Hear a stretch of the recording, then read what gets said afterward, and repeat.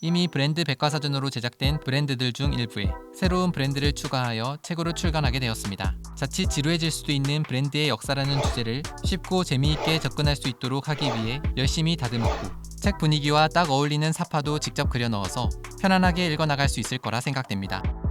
2014년 영국 문화원은 설립 80주년을 맞아 지난 80년 동안 세계를 바꾼 80가지 사건을 조사했습니다. 미국, 러시아, 영국, 독일 등 10개국에서 1만 명이 설문에 참여했는데, 이때 월드와이드웹 인터넷망의 개발에 이어 2위에 오른 사건이 바로 페니실린 대량 생산 방식 개발이었습니다. 페니실린이 발견되기 전까지만 해도 인류는 세균에게 속수무책으로 당할 수밖에 없었는데, 최초의 항생제 페니실린의 발견으로 인해 인류는 세균과 맞서 싸울 힘이 생기게 된 것입니다. 그런데 이처럼 인류 역사상 위대한 발견이 실수로 발견되었다는 사실 아십니까? 이번 브랜드 백과사전에서는 페니실린에 대해 알아보겠습니다.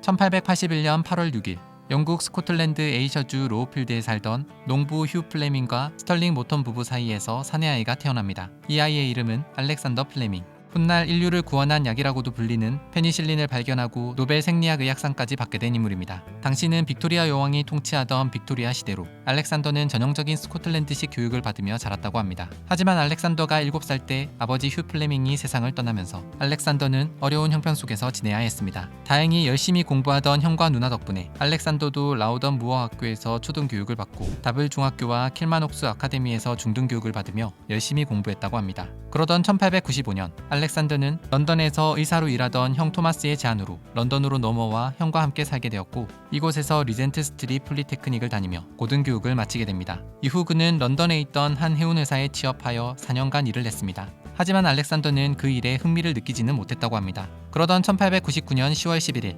네덜란드계 보호인이 세운 트란스발 공화국과 오렌지 자유국의 연합군과 영국의 전쟁, 제2차 보호전쟁이 일어나게 됩니다. 그래서 1900년 알렉산더와 그의 두 형은 스코틀랜드 연대에 입대하게 됩니다. 하지만 그들이 전장에 투입되기 전에 영국이 트란스발 대부분을 점령했기 때문에 그들은 트란스발에 갈 필요가 없었습니다. 그러다 보니 알렉산더는 부대 내에서 사격, 수영, 수구 등 온갖 스포츠 활동을 하는데 시간을 보냈다고 합니다.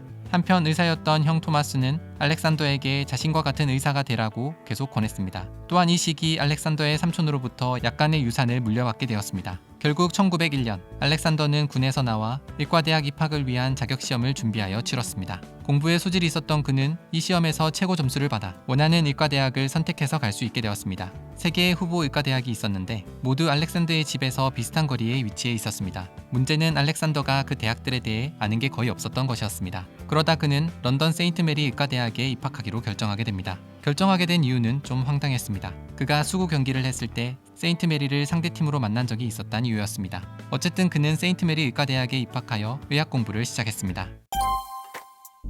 1905년 알렉산더는 영국의 기초의학학위인 MBBS를 취득했습니다. 특별히 원하는 과가 없었던 그는 무작위로 선택한 끝에 외과를 전공하기로 결정했습니다. 그런데 세인트 메리 의과대학 세균학과에 있던 한 사람이 알렉산더에게 자신과 같은 세균학과에 오라고 설득했다고 합니다. 사실 알렉산더를 설득한 이는 세인트 메리 사격 클럽의 주장이었는데, 알렉산더가 사격에 소질이 있다는 소식을 듣고 세균학과에도 들어오고 사격 클럽에도 가입하도록 유도한 것이었습니다. 결국 알렉산더는 그 설득에 넘어가 세균학과로 전공을 바꿨고 사격 클럽에도 가입하여 활동했습니다. 그렇게 세인트 메리 의과대학 세균학과에 들어간 덕분에 알렉산더는 1896년에 최초의 장티푸스 백신을 개발한 백신 치료와 면역학의 권위자인 엘무로스 에드워드 라이트 교수 밑에서 공부할 수 있었습니다. 그러던 1914년 유럽을 무대로 한 세계전쟁, 제1차 세계대전이 일어나게 됩니다. 이때 알렉산더는 영국 왕립 군사의무단의 의무장교로 근무하게 되는데, 그 말고도 다른 엘무로스 교수 연구팀 직원들 대부분이 야전병원 연구소를 위해 프랑스로 향하게 됩니다. 전쟁은 수많은 병사들이 부상을 입게 했습니다. 안타까운 점은 전투로 인한 상처에 사망하는 것이 아니라 2차 세균 감염으로 인한 파상풍이나 폐혈증으로 목숨을 잃는 이들이 훨씬 많았던 겁니다. 제1차 세계대전에서의 경험을 통해 알렉산더는 세균의 감염을 이겨낼 수 있는 물질의 필요성을 크게 느꼈다고 합니다. 전쟁이 끝나자 알렉산더는 다시 세인트 메리 의과대학으로 돌아와서 박테리아 배양과 항균 물질에 관련된 연구를 이어갔습니다. 그러던 1921년 알렉산더는 눈물과 같은 체액을 연구하다가 그 속에서 어떠한 세균을 용해하는 물질을 발견하게 됩니다. 알렉산더는 이 물질에 용해하는 효소라는 의미로 리소자임이라는 이름을 붙였습니다. 그런데 리소자임을 처음 발견한 이는 알렉산더가 아니었습니다. 12년 전인 1909년 러시아의 과학자 라시첸코가 달걀 흰자에서 이 성분의 항균 효과를 처음 발견했던 겁니다. 어쨌든 1922년 5월 1일 알렉산더의 리소자임 연구는 영국 왕립학회 회보에 실리게 됩니다. 1928년 알렉산더는 포도상규균에 대한 연구를 진행하고 있었습니다. 사실 그는 유능한 세균학자로도 알려져 있었지만 게으르고 지저분한 학자로도 유명했다고 합니다. 보통의 연구원들은 박테리아 배양 실험을 한 후 배양 접시를 바로 세척하고 정리했습니다. 하지만 알렉산더는 포도상규균을 배양한 배양 접시를 그대로 둔 채 2주간의 휴가를 그냥 떠나버렸습니다. 그리고 1928년 9월 28일 휴가에서 돌아온 플레밍은 포도상규균이 담긴 배양 접시에서 푸른 곰팡이가 가득 핀 걸 보게 됩니다. 그런데 놀랍게도 곰팡이 주변에는 세균이 하나도 없다는 것을 발견했습니다. 알렉산더는 정체를 알 수 없는 이 푸른 곰팡이에 들어있는 물질이 세균을 죽인다는 사실을 알게 되었고 이 물질에 가느다란 털이 많다는 뜻의 페니실린이라는 이름을 붙였습니다. 하지만 페니실린 역시 알렉산더보다 먼저 발견한 이가 있었습니다. 알렉산더보다 무려 32년 빠른 1896년 프랑스의 군의관이던 에르네스트 듀셰는 군말을 돌보던 소년들이 특이한 방식으로 말 안장을 관리하는 모습을 보게 됩니다. 소년들은 습기가 차고 어두운 방에 안장을 보관하여 안장 아래쪽에 곰팡이가 자라도록 했습니다. 소년들의 얘기에 따르면 사람을 태워 말의 등이 따가울 때 안장에 있던 곰팡이가 증상을 완화시켜준다는 것이었습니다. 이 점을 흥미롭게 여긴 듀셰는 병든 기니피그와 곰팡이로 만든 용액을 가지고 실험을 진행했는데 용액이 주입된 기니피그는 완치되었다고 합니다. 듀셰는 연구 내용으로 논문을 썼지만 안타깝게도 주목을 받지는 못했다고 합니다. 그러다 1912년 결핵으로 인해 세상을 떠나게 됩니다. 우연히 페니실린을 발견한 알렉산더는 아마도 듀셰의 연구에 대해 모르고 있었을 것으로 추정됩니다. 어쨌든 알렉산더는 페니실린이 들어있는 푸른 곰팡이 용액으로 추가 연구를 진행했고 포도상규균뿐 아니라 연쇄상구균, 뇌막염균, 임질균, 디프테리아균에도 항균 효과가 있다는 사실을 밝혀냈습니다.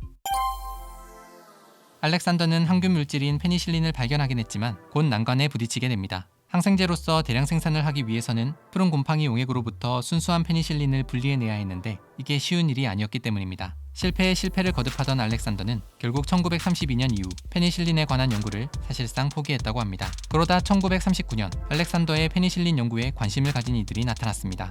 바로 옥스포드 대학의 에른스트 체인과 하워드 플로리 박사였습니다. 이들은 항균 물질에 대한 연구를 진행하던 중 알렉산더가 썼던 논문을 발견하게 되었고 페니실린 관련 연구를 시작하게 된 것입니다. 당시 일반적인 동물 실험의 경우 모르모트를 활용했다고 합니다. 그런데 에른스트와 하워드는 모르모트 대신 생쥐를 대상으로 실험을 진행했습니다. 그리고 1940년 마침내 그들은 순수한 페니실린을 분리하는 데 성공하게 됩니다.